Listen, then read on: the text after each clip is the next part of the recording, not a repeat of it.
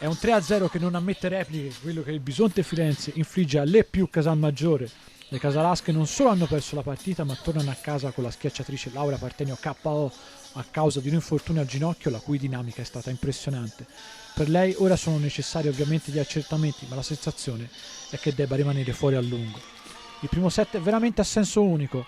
La squadra di Mencarelli prende subito il largo, sospinta da Nuacalor, migliore in campo, ma anche da Van Gestel e Guerra che passano con continuità impressionante.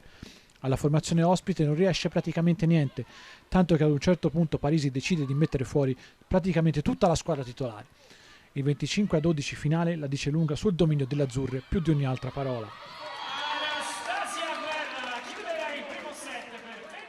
Nel secondo set reazione d'orgoglio di Casalmaggiore. Vasileva mette il turbo in attacco a muro, le due squadre vanno avanti a colpi di break e contro break. Sul 22-24 vengono annullati 2 set ball alle Lombarde. Sul 27-26 invece per Firenze arriva il grave incidente occorso a Partenio di cui abbiamo già parlato.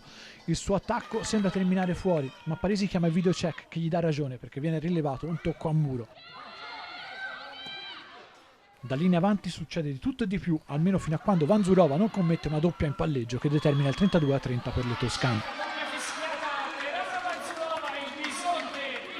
Nel terzo set Bisonte è sempre avanti a dettare i tempi di gioco, salvo un piccolo passaggio a vuoto. Il punto finale lo sigla l'olandese Belien con un primo tempo vincente, 25-21 il punteggio.